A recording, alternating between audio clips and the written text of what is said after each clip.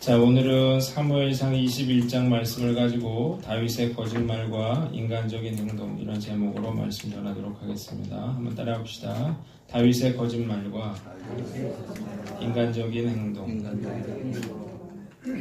자, 우리 계속해서 사무엘상을 우리가 강의하도록 하겠습니다. 지난주에는 세례의식이 있었고요. 지지난주에 우리는 다윗과 요나단이 이제 이별을 하는 그런 장면을 살펴봤어요. 사울 왕이 다윗을 죽이려고 한다는 사실을 알고 이제 맹세를 하고 떠났다고 했는데 오늘은 그 뒤에 이야기가 기록이 되어 있습니다. 오늘 본문에는 다윗이 행한 두 가지 어리석은 그런 행동이 기록이 되어 있습니다. 이 행동으로 말미암아 이 다윗은 자기 자신뿐만 아니라 자기 주변 사람들에게 큰 그런 고통과 재앙을 가져다 주게 되는데 문제는 우리도 다윗처럼 이런 실수를 하기가 쉽다는 것입니다. 오늘 말씀을 통해서 나 자신을 돌아보면서 우리가 이 말씀을 통해 나에게 주신 하나님의 말씀이 무엇인지를 우리가 깊이 깨닫는 귀한 시간 되시기를 주님의 이름으로 축원합니다. 두 가지 말씀드리려고 그러는데 첫 번째는 다윗의 거짓말이에요. 한번 따라합시다. 다윗의 거짓말. 자, 1절로 2절을 우리 다시 한번 읽어보겠습니다. 1절로 2절 읽습니다. 시작. 다윗이 노베 가서 제사장 아히멜렉에게 이르니 아히멜렉이 떨며 다윗을 영접하여 그에게 이르되 어찌하여 내가 홀로 있고 함께하는 자가 아무도 없느냐 하니 다윗이 제사장 아히멜렉에게 이르되 왕이 내게 이를 명령하고 이르시기를 내가 너를 보내는 것과 내게 명령한 일은 아무것도 사람에게 알리지 말라 하시기로 내가 나의 소년들을 이러이러한 곳으로 오라고 말하였나이다. 자, 사울의 칼을 피해서 이제 다윗이 도망을 하게 되는데 결국 그가 온 곳은 성막이었습니다. 성막이 있는 노비라고 하는 곳으로 왔는데 왜 성막으로 왔을까요? 어디로 가야 할지 모르는 상황에서 그 제사장에게 좀 도움을 받고자 성막에 온 게 아닌가 그런 생각이 듭니다. 다윗이 온다는 소식도 없이 갑자기 찾아왔어요. 그러자 이 아히멜렉 제사장이 당황을 하게 됩니다. 왜 그래요? 사울왕이 다윗을 죽이라고 명령한 그런 상태였거든요. 그러니까 혼자서 나타난 게 대단히 걱정스러운 그런 일이었습니다. 자, 그래서 물었어요. 왜 혼자냐 물었더니 다윗은 자기가 지금 왕의 명령을 수행하고 있는데 왕이 이걸 아무에게도 알리지 말아라고 했다. 이렇게 둘러댔어요. 그리고 나서 다윗이 혹시 먹을 게 있느냐 이렇게 묻죠.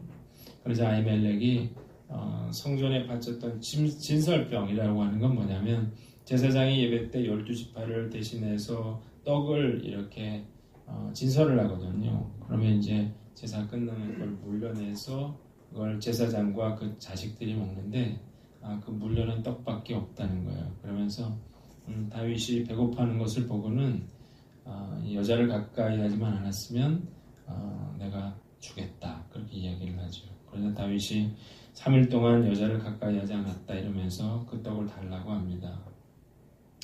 그리고 다윗은 자기 급해서 창과 무기를 가지고 나오지 못했다 이러면서 혹시 내가 쓸 칼이 있느냐 이렇게 물어요. 그러자 아히멜렉이 그 다윗이 죽인 골리앗의 칼이 이제 천에 쌓여져 있으니까 원하면 가져가라고 합니다. 다윗이 배고픔을 면하고 그리고 그 칼을 가지고 이제 아히멜렉을 떠나게 됩니다. 자, 그런데요, 이 다윗의 거짓말의 결과가 무엇인가라고 하는 거예요.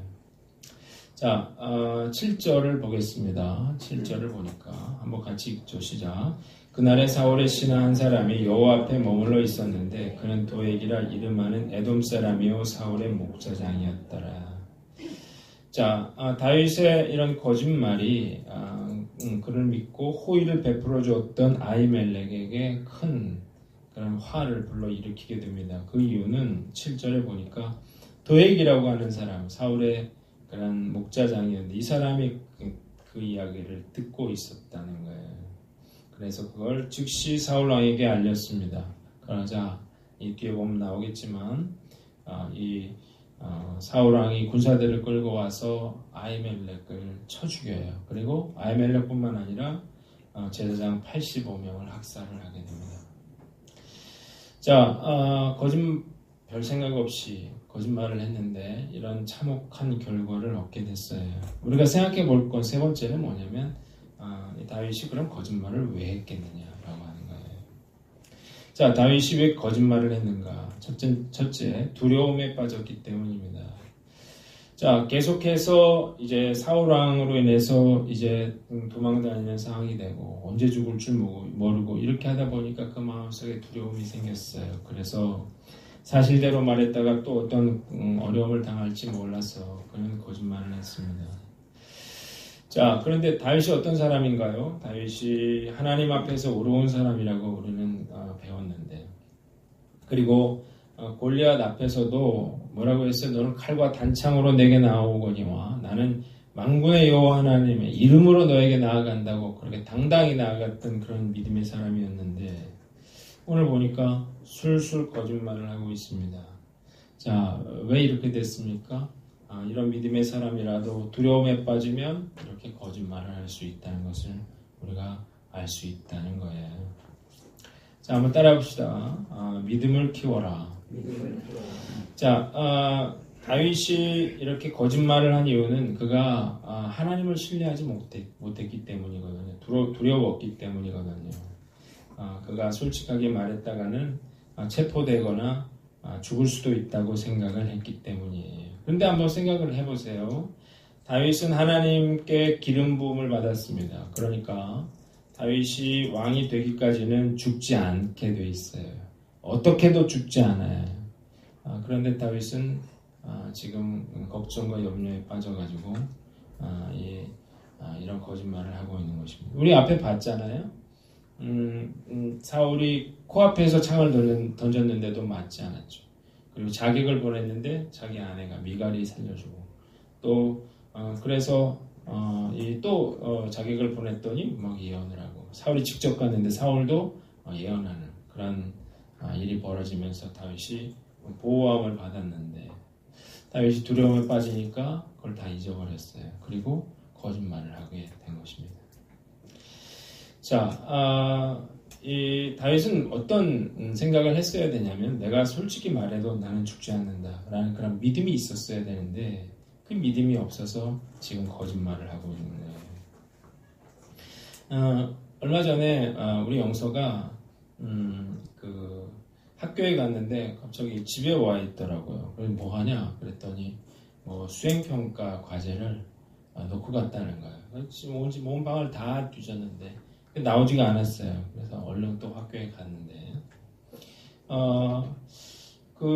그래서 뭐 낙심해 있더라고요. 그래서 이제 왜 그러냐 그랬더니 이제 친구들끼리 그룹으로 과제를 만들었는데 생활 과제를 그런데 그게 없어졌다는 거예요. 집에도 없고 아무 데도 없대요.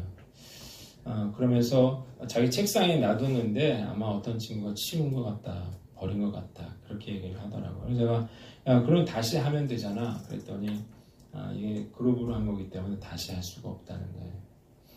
그래서 선생님한테 가서 어떻게 하면 좋겠냐 그랬더니 방법은 내지 않거나 아니면 친구 걸 뺏겨내거나 네가 알아서 하라 그렇게 얘기를 했대요.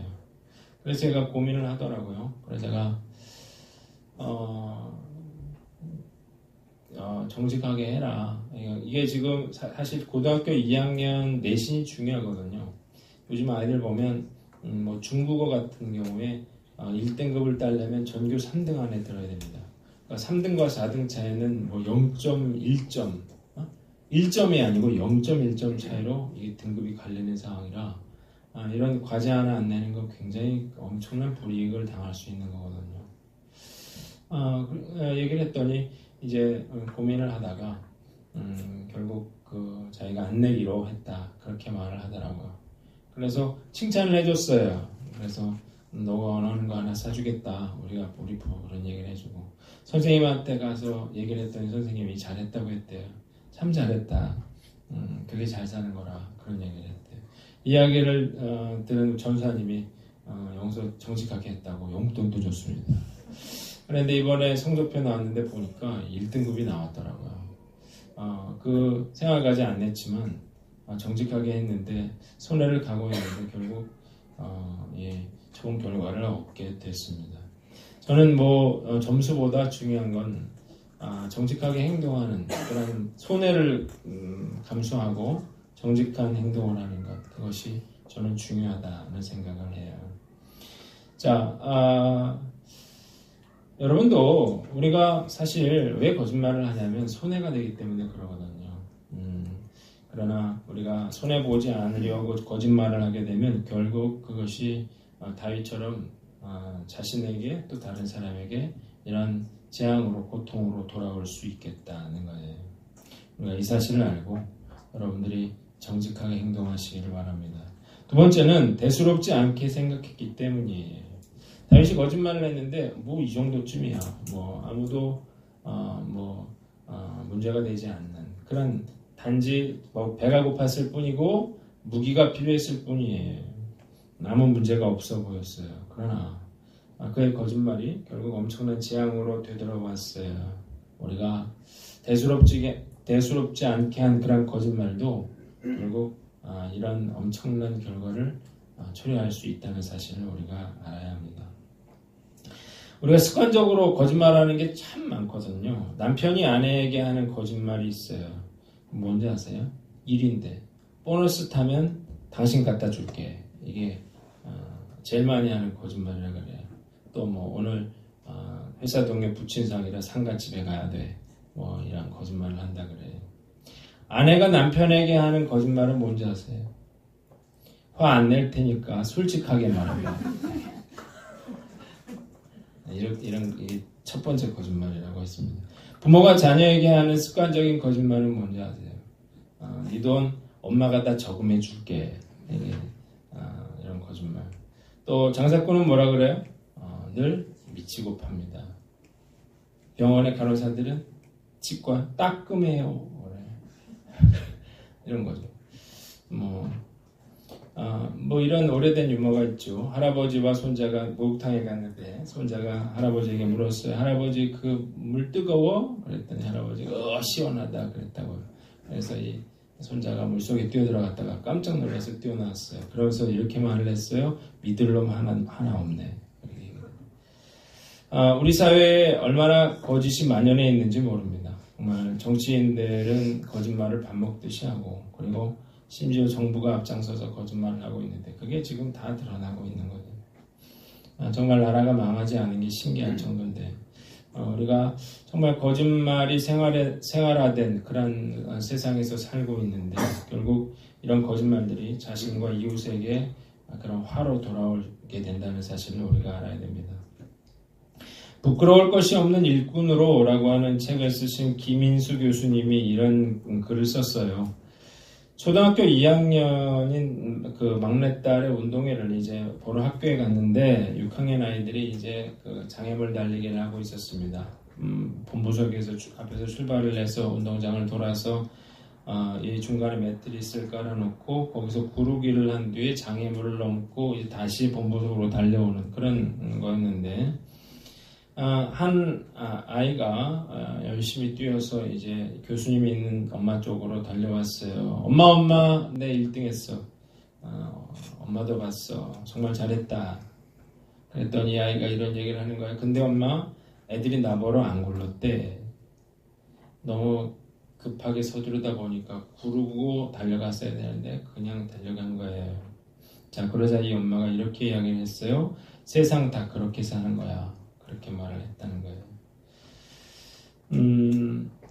수단 방법을 가리지 않고 요령껏 하는 사람이 결국 원하는 걸 얻는 세상, 요령껏 하는 사람이 이득을 보는 그런 세상, 이런 세상에서 산다고 하는 것이 얼마나 참 암울한 일인가. 이런 것들이 우리 사회의 풍조가 됐잖아요. 그래서 우리는 그 대가를 지금 치르고 있는 것입니다. 제가 도산 안창호 선생님 이야기를 여러 번 했는데 이분이 뭐 어떤 청소년하고 약속을 했는데 수배가 내려져 있었죠. 그래서 자기가 그걸 무릅쓰고 약속을 지키러 갔다가 감옥에 이제 갇히게 된 그런 유명한 일화가 있는데, 이분이 이제 25세 때 미국으로 이제 한국의 교육 제도를 이제 혁신하겠다는 마음으로 이제 미국에 갑니다. 그래서 뭘 알아보냐면, 내가 한국의 교육 제도를 변화시키고 하려면 직접 미국의 고등학교를 다녀봐야 되겠다 생각을 하고 고등학교 입학을 이제 문의를 하게 돼요. 자, 그런데 문제는 뭐냐면, 이 고등학교 입학하기 위해서는 만 18세 미만이어야 한다는 거예요. 이 안창호 선생은 25살이었잖아요.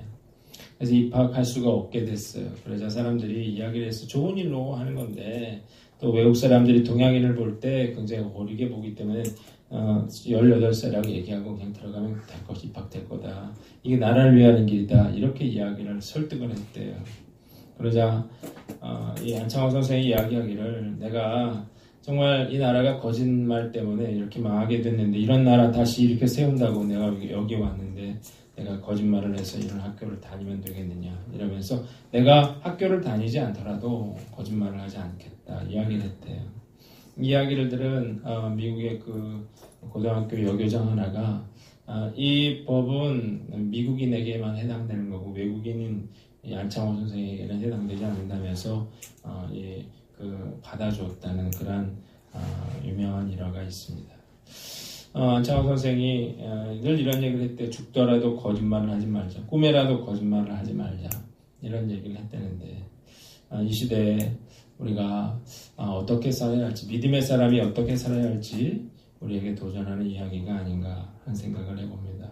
한번 따라합시다. 정직을 연습하라. 자, 뭐 사소한 거짓말은 없습니다. 거짓말은 거짓말일 뿐이고요. 자, 거짓말을 하면 당장은 편할지 모르겠어요. 어떤 유익을 얻을지 모르겠어요. 그러나 결국은 그 거짓말이 나와 다른 사람에게 큰 화로 돌아올 수 있다는 사실을 우리는 알아야만 합니다. 습관적으로 대수롭지 않게 거짓말하는 그런 습관이 있다면 이 시간 돌아보시고 솔직히 말하는 걸 연습하세요. 솔직하게. 비록 그 당시에는 굉장히 그게 어려워 보이고 마음이 힘들지만 솔직히 말할 때 정직한 사람이 되고 솔직히 말할 때 하나님 보시기에 합당한 사람이 된다는 사실을 깨닫고 우리가 정직을 위해 노력하는 저와 여러분들 되시기를 주님의 이름으로 축원합니다. 두 번째 실수는 다윗의 인간적인 행동입니다. 한번 따라합시다. 다윗의 인간적인 행동. 10절을 보세요. 같이 한번 읽어보겠습니다. 시작. 그날에 다윗이 사울을 두려워하여 일어나 도망하여 가드왕 아기스에게로 가니 그랬습니다. 자, 다윗이 생각했어요. 이스라엘에서는 이제 나는 숨어 있을 데가 없다라고 생각하고 어디로 갑니까? 블레셋 땅으로 가야지라고 생각을 하고 블레셋으로 들어가게 됩니다. 첫 번째, 그러면 왜 블레셋으로 들어갔느냐라고 하는 건데요. 두 가지 이유가 있었습니다. 사울이 자기를 죽이려고 하는 상황에서 이스라엘은 자기가 숨을 곳이 없다고 생각했고, 두 번째, 이제 자기가 미움을 받고 있잖아요, 사울왕에. 그러니까 지금 블레셋과 이스라엘이 지금 원수지간이거든요. 그러니까 블레셋에 가면 내가 안전을 도모할 수 있다는 생각으로 블레셋에 들어가는 거예요. 이것만이 살 길이라고 생각했어요. 그리고 이제 가드로 들어가게 됩니다. 자, 그러나 이것이 너무나 인간적인 생각이었어요. 이 가드라고 하는 곳이 바로 그가 죽였던 골리앗의 고향이었거든요. 다윗은 어떻게 생각했냐면 이 사건이 지금 오래됐기 때문에 아무도 기억하지 못할 거라고 생각했죠. 그런데 두 번째, 인간적인 행동의 결과는 뭔가? 11절 같이 읽어보겠습니다. 시작. 아기스의 신하들이 아기스에게 말하되 이는 그 땅의 왕 다윗이 아니니까 우리가 춤추며 이 사람의 일을 노래하며 이르되 사울이 죽인 자는 천천히요 다윗은 만만히로 다 하지 아니하였나이까 한지라. 자, 다 잊어버린 줄 알았는데 신하들이 뭐라고 했어요? 사울이 죽인 자는 천천히요 이자가 죽인 자는 만만이라는 거예요. 누구를 죽였어요? 블레셋 사람들을 죽였어요. 우리의 원수가 여기 왔다는 거죠. 전혀 예상하지 못했던 그런 반응이 나왔어요. 지금 거기 들어간 거죠. 목숨을 걸고 이 다윗이 당황했어요. 그래서 12절로 13절 읽어봅니다. 시작. 다윗이 이 말을 그의 마음에 두고 가드왕 아기스를 심히 두려워하여 그들 앞에서 그의 행동을 변하여 미친 체하고 대문짝에 끄적거리며 침을 수염에 흘리매.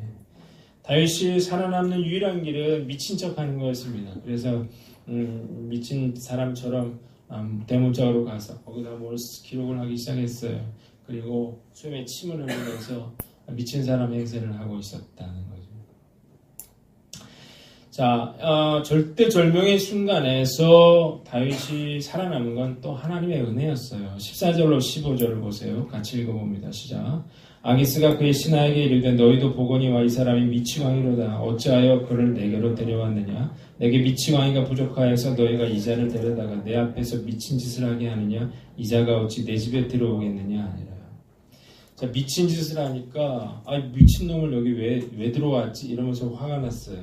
다윗이 자기 그 백성들을 10,000명이나 죽였다는 사실을 잊어버리고 이제 침 흘리고 더럽게 하는 것 그것 자체가 싫었단 말이에요. 그래서 빨리 쫓아내라고 했어요. 이거는 정말 전적인 하나님의 은혜였던 것입니다.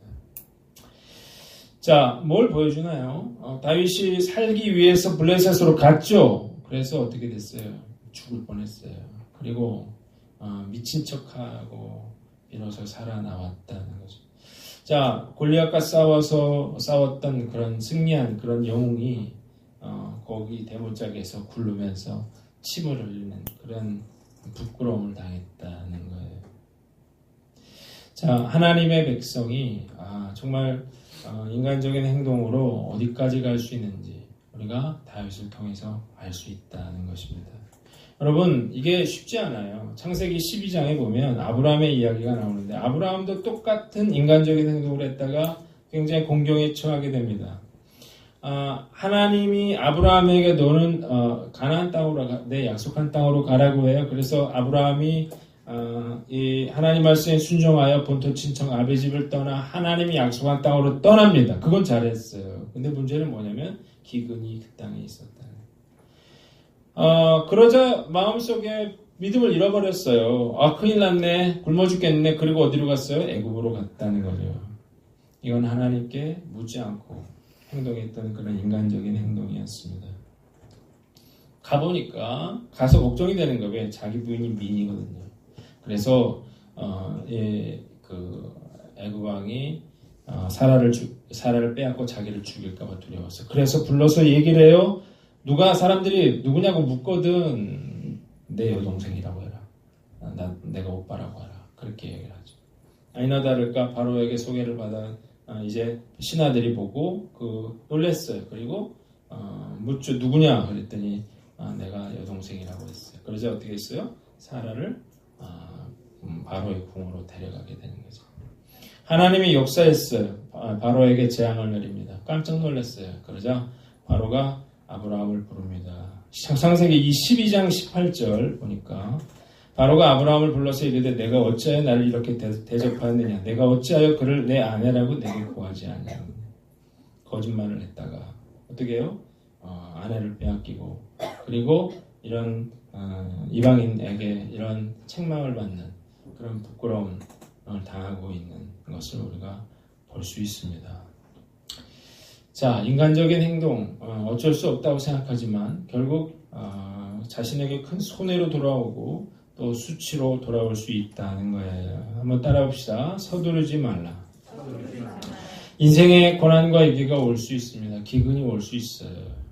또 다윗처럼 이런 죽음에 대한 그런 위협을 받을 수도 있습니다. 그러나 이럴 때 해야 될 게 있어요. 절대 서두르면 안 된다는 거예요. 어떻게 해야 됩니까? 하나님의 뜻을 물었어야죠. 어디로 갈까요? 이렇게 물었어야 되는데 다윗도 아브라함도 그런 게 없어요. 묻지 않았어요. 자기 생각에 어디로 가면 좋을까를 생각했고 그렇게 행동했다가 큰 실수를 하게 되었다는 거예요.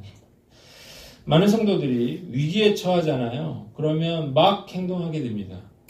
자기가 이제 원하는 대로 자기가 옳다고 생각하는 대로 하나님께 묻지 않고 그저 아무거나 한다고요. 그래서 걸리는 것 그게 하나님 뜻이라고 생각하는 경우가 많다는 거죠. 여러분 당장 망할 것 같아도 당장 망하는 게 아니라는 사실을 믿으시기를 바랍니다. 충분하게 생각하세요. 기도하세요. 그리고 하나님의 뜻을 물으세요. 자, 두 번째는 인간적으로 문제를 해결하지 말아라는 거예요. 한번 따라합시다. 인간적으로 문제를 해결하지 말라.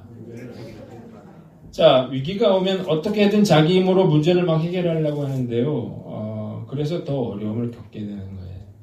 이번에 다윗이 혼쭐이 났잖아요. 나중에 보면 다윗이 어떻게 하냐면 뭘 할 때든지 하나님께 물어요. 하나님 올라갈까요 말까요? 꼭 물어봐요. 하나님 이걸 할까요 말까요? 이걸 물어보거든요. 그건 이런 죽음에 정말 죽을 뻔한 위기, 이런 비참한 그런 수치를 당한 그런 경험 때문이었습니다. 자, 자기 멋대로 하는 것, 자기 생각대로 하는 것, 결국 하나님의 계획을 망가뜨리고 예비하신 축복을 놓치게 만드는 것입니다. 10년 전에 저희 교회 다녔던 집사님이 한 분 있었어요. 이분이 소령으로 전역을 했습니다. 그런데 이제 나이가 50 가까이 됐으니까 이 취직이 잘 안 되더라고요. 그래서 직장을 여기저기 알아보고 있는 그런 상황이었어요. 그래서 제가 불러서 물어봤어요. 집사님이 정말 하고 싶은 게 뭡니까? 물어봤더니 이분 이야기를 하더라고요. 자기가 군인 출신이고 그래서 동사무소의 그런 동대장 그거를 하고 싶다. 그렇게 얘기를 하더라고요. 그래서 그럼 시험 보시고 준비하시면 되죠. 그랬더니 그분이 이야기하기를 내가 뭔가 그런 상황이 있어서 해도 안 될 거라 그런 얘기를 하더라고요. 그래서 제가 아니 해보지도 않고 안 되는 게 어디 있습니까? 기도하고 정말 내가 원하는 거 그걸 준비하세요. 그런 이야기를 했어요. 근데 제가 목사의 이야기는 좀 한가하게 들리는 거죠. 당사자가 아니니까. 그러면서 이분이 저에게 편의점을 하겠다 얘기를 했어요. 그래서 편의점도 알아보고. 그리고 어느 날 또 그게 여의치 않으니까 이번에는 어떤 회사에 가겠다 또 알아봤어요. 기도해달라고 해서 또 기도를 해줬죠. 그리고 또 어느 날 와가지고 그 대학에 그 학군단이라는 게 있잖아요. 대학의 그런 예비군 이런 것들을 관리하는 그런 직원으로 지원을 하겠다는 거예요. 그래서 추천서를 써달라고 하더라고요. 그래서 제가 추천서를 이렇게 만들어 드렸어요. 근데 이분이 저에게 찾아와서 진지하게 묻더라고요. 목사님, 내가 여기 가고 싶은데 자기가 하나님의 뜻이 뭔지를 자기가 알고 싶다는 거예요. 그래서 뭘 알고 싶습니까? 그랬더니 그분이 이야기하기를 그 아는 사람이 있는데 내가 그 사람에게 청탁을 하고 싶다는 거예요. 근데 그게 하나님의 뜻인지 아닌지를 묻고 싶다는 거예요. 그래서 내가 그게 왜 하나님의 뜻이라고 생각합니까? 그랬더니 기도도 하고 또 노력도 하고 그러는 거 아니냐 그렇게 얘기해서 그러면 만약에 합격이 됐으면 그거는 돈을 써서 된 겁니까? 아니면 기도를 해서 된 겁니까? 물었더니 대답을 못 하더라고요. 근데 모르겠어요. 그 뒤에는 어떻게 되는지. 어쨌든 안 됐다는 말이에요. 그러면서 제가 이제 좀 마음에 드는 확신은 뭐냐면 이분은 그냥 동대장 시험을 보면 좋겠다. 그렇게 기도하면 좋겠다. 그런 생각이 들어서 제가 계속해서 동대장 시험을 보시라고 그런 얘기를 했거든요. 그런데 이제 한 9월 가까이 된 것 같아요. 동대장 시험이 그때 12월인가 있었던 것 같은데 또 저에게 찾아왔어요. 그러면서 목사님 공부를 하기로 했다고 했습니다. 그래서 제가 잘하셨어요. 우리 같이 기도합시다. 그랬더니 다음 주부터 교회 못 나옵니다. 그러는 거예요. 왜 못 나옵니까? 공부를 하는데. 그랬더니 이 3달밖에 남지 않았기 때문에 어디 들어가서 공부만 하겠다는 거예요. 그래서 제가 또 물어봤어요. 집사님 3개월 공부해서 붙겠습니까? 네, 붙을 수가 없대요. 그러면 어차피 안 될 건데 왜 교회 안 나옵니까? 어차피 안 되니까 하나님께 기도하고 맡기고 했을 때 어떤 기도 응답이라는 게 있는 거니까 예배 빠지지 마시고 기도하시면서 예배 드리면서 공부하십시오. 그렇게 얘기를 했어요. 그래가지고 그분이 이제 그러기로 하고 이제 공부를 열심히 했는데 그리고 3개월 뒤에 시험을 봤습니다. 합격했을까요? 합격했을까요? 믿음이 없군요. 합격했어요. 합격을 했습니다. 본인도 너무 깜짝 놀랐고 나중에 알고 보니까 이분이 합격을 어떻게 했냐면 시험 보기 한 일주일인가 전에 제가 중앙도서관에서 공부를 하고 있는데 어떤 사람이 보더니 동대장 공부하냐고 물어보더래요. 그래서 그렇다 그랬더니 보더니 그렇게 공부하면 안 된다면서 자기가 준비한 자료들을 보여주더래요. 이걸 봐야 된다고 했대요. 제가 그걸 열심히 봤는데 시험 보러 갔더니 그게 다 나왔다는 거예요. 합격을 해서 너무 좋아했어요. 근데 그분이 지금 우리 교회 안 계십니다. 왜 없는지 아세요? 그분이 전라남도를 지원을 했어요. 그러니까 본인이 안 될까봐 내 경기도 쓰라 그랬거든요. 경기도 쓰라고. 그래야 여기 이 근처에 이걸 갈 거 아니에요. 근데 본인이 전라남도를 지원을 나한테 얘기하지 않고 그냥 안 될 것 같으니까 전라남도를 썼죠. 그리고 전라남도 맨 끝에 거기 가셨어요. 지금 거기 있을 거예요. 뭐 어쨌든 그래도 감사하죠. 저는 감사하고. 근데 이제 좀 아쉬운 점도 있지 않나 이런 생각이 듭니다. 왜 10년 지난 이야기를 여러분들에게 이야기를 하는지 아시겠죠? 사실 이런 어려움에 처하면 사실 하나님의 뜻을 구하고 그 뜻에 순종하는 게 굉장히 쉽지 않아요. 다윗도 실수했고 아브라함도 실수했고 우리도 사실 뭐가 하나님 뜻인지 잘 모르기 때문에 자꾸 인간적인 생각으로 그렇게 문제를 해결하려고 하는 경우가 대단히 많다는 것입니다. 자, 막막해 보여도 여러분 하나님께 물으세요. 나는 그렇게 믿습니다. 하나님께 묻고 구하면 하나님 분명히 나에게 일관성 있게 주시는 그런 하나님의 뜻이 있다라고 생각해요. 자, 답답해 보이지만 우리가 하나님의 인도하심을 구하고 그 뜻을 따라가는 저와 여러분들 되시기를 주님의 이름으로 축원합니다. 마지막으로 하나님을 신뢰하라는 것입니다. 한번 따라합시다. 하나님을 신뢰하라. 인간적인 방법을 사용하지 않으려면 하나님을 신뢰하는 법을 배워야 합니다. 영국에 한 과부가 있었는데 이 여인이 늘 혼자 살아야 되니까 아이들에게 음식이라든지 옷이라든지 이런 것들 마련하는데 큰 어려움을 겪었습니다. 예수님 믿었고 또 예수님이 도우실 거라고 아이들에게 가르쳤는데 점점 이 돈 주머니가 비고 또 이제 그 밀가루 통에 밀가루가 떨어지는 날이 왔습니다. 단지 밀가루 통에 한 줌밖에 남지 않았어요.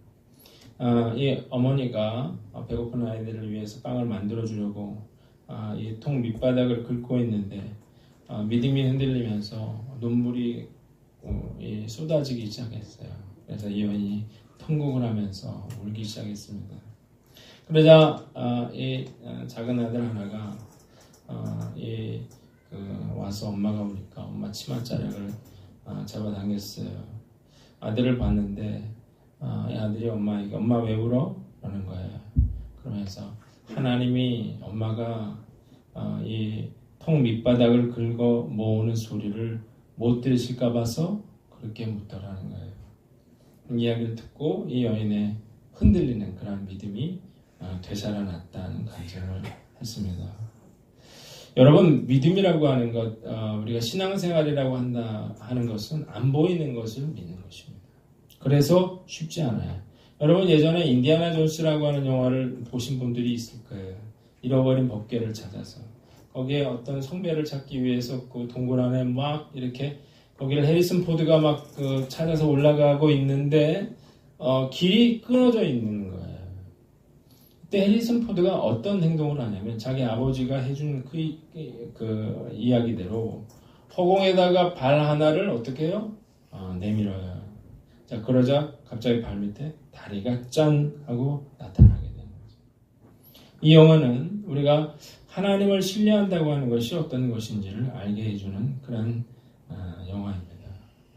여러분 우리가 신앙생활이 어려운 게 보이지 않는 걸 믿음으로 따라가야 하기 때문에 그게 어려운 것입니다. 자, 그러나 이 크리스천들은 뭘 믿습니까? 하나님의 살아계심을 믿는 사람들이라고 하는 걸 믿으시길 바랍니다. 하나님 살아계십니다. 아멘. 하나님 살아계십니다. 아멘. 하나님 도우십니다. 아멘. 하나님이 도우셔야 해요. 우리가 하나님의 자녀잖아요.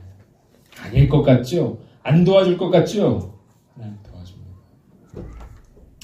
제가 한동안 어려웠을 때 정말 1, 2년 뭐 빚을 지다 뭐 그런 상황에서 휴가를 가는데 8월에 아이 때문에 갈 수밖에 없는 상황에서 휴가 가는데 참 마음이 심란하더라고요.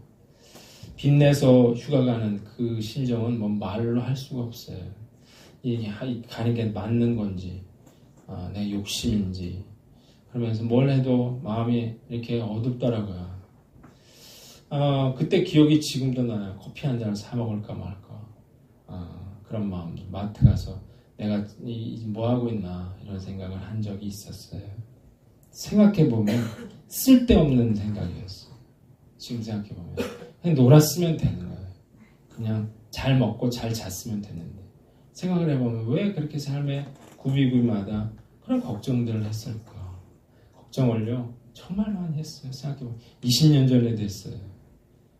근데 지금 생각해보면 다 걱정할 게 없었거든요. 여러분도 걱정하지 마시기 바랍니다. 하나님 살아계세요. 우리 하나님의 자녀입니다.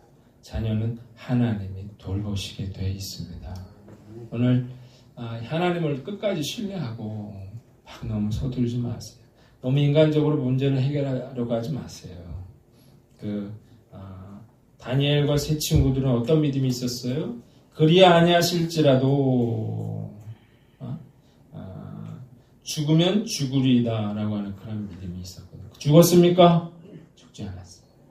사자굴에 들어가서도 살아남았어요. 불구덩이에 들어가서도 죽지 않았어요. 오늘 이 믿음을 가지고 나아가는 저와 여러분들에게 하나님의 돌보심이 함께 하시기를 주님의 이름으로 축원합니다. 아멘. 믿으시기를 바랍니다. 아멘. 기도하겠습니다. 자, 우리